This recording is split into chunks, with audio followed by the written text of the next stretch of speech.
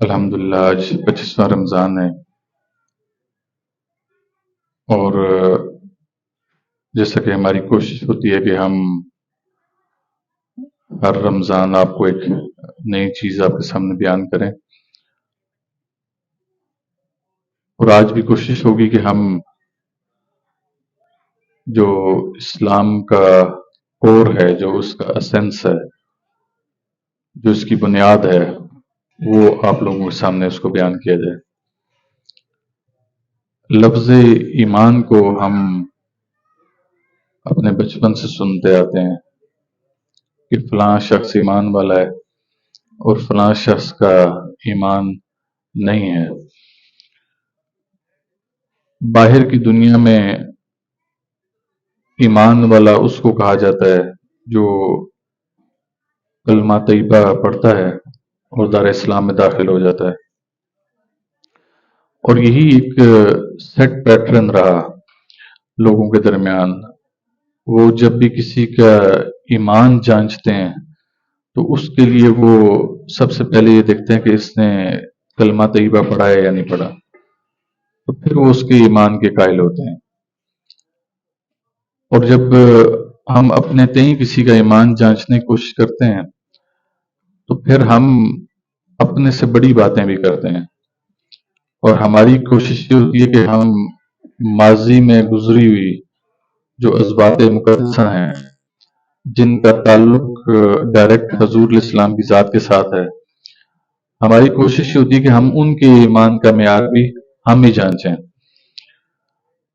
اللہ تعالیٰ نے قرآن کریم فرقان حمید میں فرمایا کہ مالک یوم الدین، کہ سزا اور جزا کے دن کا مالک میں ہوں، تو میں نے یہ معیار دیکھنا ہے کہ کون ایمان پر تھا اور کون نہیں تھا۔ لیکن یہ ہمیں انسان کا ایک خاصہ ہے کہ وہ کوشش کرتا ہے کہ دوسرے کو جج کرے، اس کے بارے میں رائے قائم کرے کہ آیا اس کا ایمان تھا یا نہیں تھا۔ تو انسان ایک ایسا جانور ہے کہ جب یہ اپنی آئی پہ آتا ہے تو پھر یہ بھی نہیں دیکھتا کہ میں جس کا ایمان جانچنے جا رہا ہوں، کیا میری اتنی اوقات ہے کہ میں اس کا معیار دیکھ سکتا ہوں، اس کے ایمان کو دیکھ سکتا ہوں، اس کو تول سکتا ہوں۔ تو کچھ حال ہمارا بھی آج کل کے مسلمان کا ایسا ہے کہ آج کل کا مسلمان جب ایمان کی بات آتی ہے تو وہ حضور علیہ السلام کے قرابت داروں کا ایمان جانچنے اور پرکھنے کی کوشش کرتا ہے، اور اس کی بنیاد وہ کلمہ طیبہ کو بناتا ہے، اس کی بنیاد وہ کتب کو بناتا ہے جو روایت کی کتب ہیں، احادیث کی کتب ہیں۔ اور یہ جان لیجیے کہ جو احادیث کی کتب ہیں، یہ نہیں ہے کہ اس میں تمام احادیث موجود ہیں اور تمام صحیح احادیث موجود ہیں، ان میں بیشتر روایات بھی موجود ہیں، اور بیشتر ایسی احادیث بھی موجود ہیں جن کے بارے میں جن کی سند بہت ہی کمزور ہے۔ لیکن ہم نے چونکہ ہمیں ایک بتا دیا گیا کہ ہم نے اگر کسی کا معیار دیکھنا ہے تو ہم نے تاریخ پڑھیں گے اور ہم دیکھیں گے کون کلمہ گو تھا، کون ایمان لایا اور کون ایمان نہیں لایا۔ ہم جب اسی ترازو میں تولتے ہیں تو ہم پھر حضور علیہ السلام کے والدین کو بھی تولتے ہیں،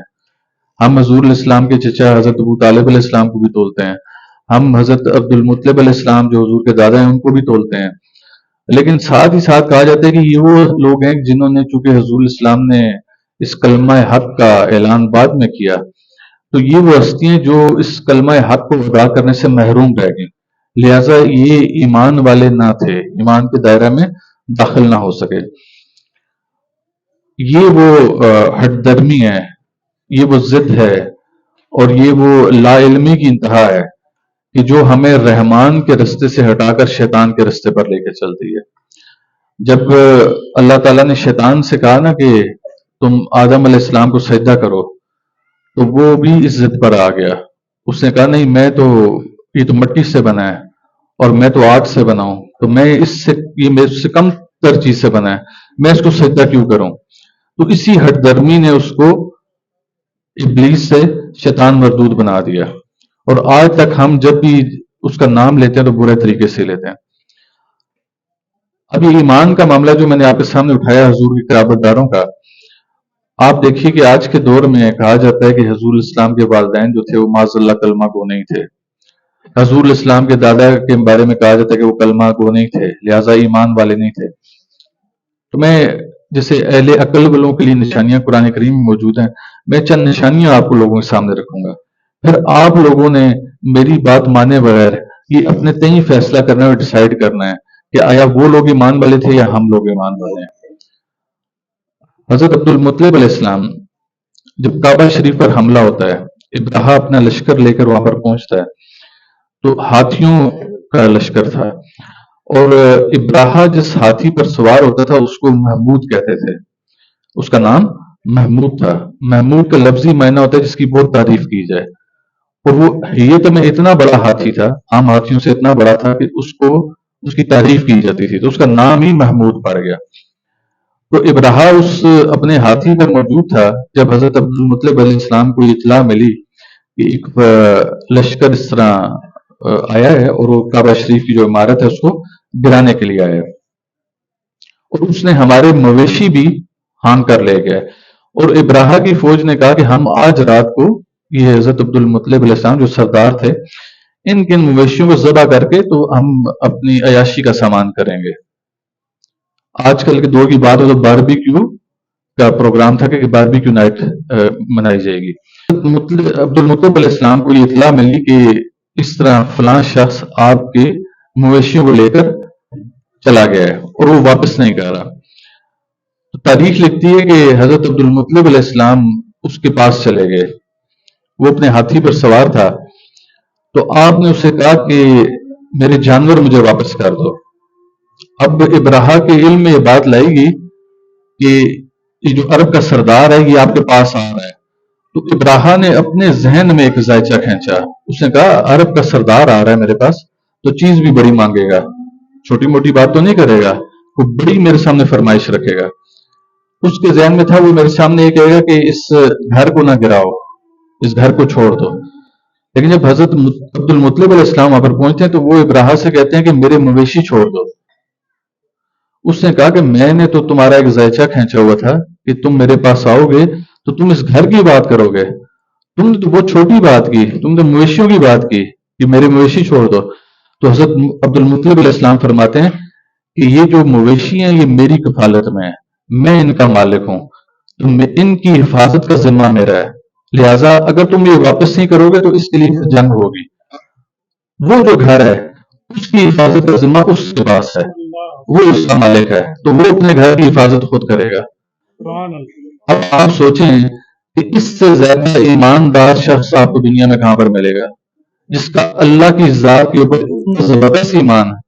کہ ہاتھیوں کی فوج سامنے کھڑی ہے، اتنا بڑا لشکر سامنے کھڑا ہوا ہے، اور اس کا اللہ تعالیٰ کی ذات کے اوپر ایمان دیکھیے۔ آج کل کے دور میں ہمارا جیسا ایمان ہوتا ہے ہمیں ویسا ہی ملتا ہے۔ پنجابی کی کہاوت ہے نا کہ جیسا منہ تو ویسی چپیڑ، تو ہمارا جیسا ایمان ہوگا ہمیں ویسی چیز ملتی ہے۔ ہم لاکھ اللہ تاکہ گڑ گڑاتے رہیں لیکن بارش تک بھی ہمارے کہنے پر نہیں ہوتی، ہماری دعاؤں سے نہیں ہوتی۔ لیکن آپ حضرت عبد المطلب علیہ السلام کے ایمان کا درجہ اور معیار دیکھیں کہ آپ فرما رہے ہیں کہ اس گھر کا مالک وہ اوپر بیٹھا ہوا ہے، وہی اس کی حفاظت کرے گا۔ تو اس گھر کے مالک نے پھر ایسی فوج بھیجی کہ پھر ابراہا کا پورا لشکر نیست و نابود ہو گیا۔ اور وہ جو ابابیل کا لشکر آپ میں سے جو صاحب علم ہیں جنہوں نے اس ابابیل کو دیکھا ہو تو آپ دیکھ کے پریشان ہو جائیں گے۔ اور آج کل کے دور میں اگر آپ کسی سے بات کریں گے، آج کل کے ماڈرن دور میں، تو وہ کہے گا کہ یار یا یہ شخص پاگل ہے یا اس کے ساتھ کچھ اور مسئلہ ہے کہ اتنا سا پرندہ اتنے بڑے ہاتھی کو نیست و نابود کر سکتا ہے، وہ کتنا بڑا کنکر اپنے منہ میں لے کے آ سکتا ہے۔ وہ جو کنکر ابابیل اٹھانے کے قابل ہے نا، وہ آج کل وہ ایک چیز چھت پہ ڈلتی ہے، اس کو پین بولتے ہیں، وہ اس پین کا جو دانا ہوتا ہے نا وہ اتنا کنکر اٹھانے کے قابل ہوتی ہے، اس کی طاقت اتنی ہوتی ہے۔ اب سوچیں کہ وہ کنکر وہ اٹھا کے لاتی تھی اور وہ ہاتھی کو مارتی تھی، اور ہاتھی جو ہے وہ ایسا ہوتا تھا جیسے جلا ہوا بھوس۔ اب ہم ان چیزوں پہ اعتقاد کرنا ہم نے خواہ مخواہ ہے، اگر ہم نہیں کرتے تو ہم دائرہ اسلام سے باہر ہوتے ہیں۔ یہ قرآن کا حصہ ہے، یہ الفاظ قرآن کے ہیں کہ ایسے ہوگے جیسے جلا ہوا بھوس۔ تو یہ قرآن کی جو چیزیں زینت بنی، جو آیات جو واقعات زینت بنے، اس کا مطلب ہے کہ وہ مصدقہ ہیں، ان میں کوئی دو رائے نہیں ہے، کوئی مبالغہ آ رہی نہیں ہے۔ تو اب یہ جو حضرت عبد المطلب علیہ السلام تھے نا، انہوں نے پرورش کی حضرت عبداللہ کی بھی اور جناب ابو طالب علیہ السلام کی بھی. جس شخص کا اللہ کے اوپر اس قدر سخت ایمان ہو اس کی اولاد کیسے ایمان سے ہٹ کر ہو سکتی ہے؟ جب آپ کے سامنے ایمان ابو طالب یا ایمان عبد المطلب یا ایمان عبداللہ علیہ السلام کی ان کی بات ہو تو آپ اپنا ایمان مضبوط کریں. آپ اس چیز پہ ایمان یہ رکھیں کہ حضور علیہ السلام جس کے گھر میں پرورش پائیں یا جس کے صلب سے چلیں وہ ہستیاں ایمان سے ہٹ کر نہیں ہو سکتی،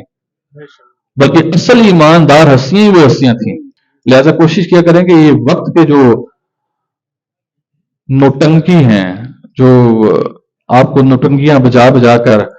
ان پاک ہستیوں کے ایمان سے خائف کرنے کی کوشش کرتے ہیں، ان کی باتوں پر کام نہ دھرا کریں. ایمان یہ نہیں کہ آپ نے کلمہ پڑھ لیا، ایمان یہ نہیں ہے کہ آپ نماز پڑھتے ہیں، ایمان یہ نہیں ہے کہ آپ زکوٰۃ دے رہے ہیں یا دیگر ارکان پہ چلا رہے ہیں. ایمان یہ ہے کہ آپ کی حرکتیں بھی ایسی ہونی چاہیے، آپ کے اعمال بھی ایسے ہونے چاہیے کہ جب آپ مسجد سے باہر نکلے ہیں اور آپ نکلتے ہوئے، آج کی میں خبر پڑھا تھا کہ چند کسی گاؤں کے لڑکے تھے، انہوں نے کسی کی کچھ چیزیں چوری کی، کوئی مویشی تھا اس کو چوری کیا، کوئی ایسی چیز تھی، مبالغہ آ رہی نہ کر جو روزے کی حالت میں، لیکن کچھ چوری کیا. چوری کرنے کے بعد جب پولیس انویسٹیگیشن میں لگی کہ ان کو پکڑا جائے، لوگ کون تھے، وہ لوگ مسجد میں اعتکاف بیٹھے ہوئے تھے. اب یہ ان کے ایمان کا بھی لیول دیکھ لیں کہ ایک طرف چوری کر کے آ رہے ہیں اور مسجد میں اعتکاف بیٹھ رہے ہیں. کیا ایسے لوگ ایمان والے ہوتے ہیں؟ ایسے کلمہ کو، ایسے نماز پڑھنے والے؟ ہمارے یہاں پر ایک شخص یہاں پر ایسا بھی آتا ہے جو آپ ہی لوگوں کی جوتی اٹھا کے چلا جاتا ہے. اب وہ بھی تو ایمان والا ہوگا، وہ بھی کلمہ پڑھتا ہوگا، وہ کلمہ ضرور پڑھتا ہے پر ایمان والا نہیں ہے. اگر ایمان والا ہو تو آپ کی جوتی اٹھا کر نہ جائے. لہٰذا ان چیزوں پہ کوشش کیا جائے، ان کے اوپر توجہ کیا جائے. وما علینا الا البلاغ المبین.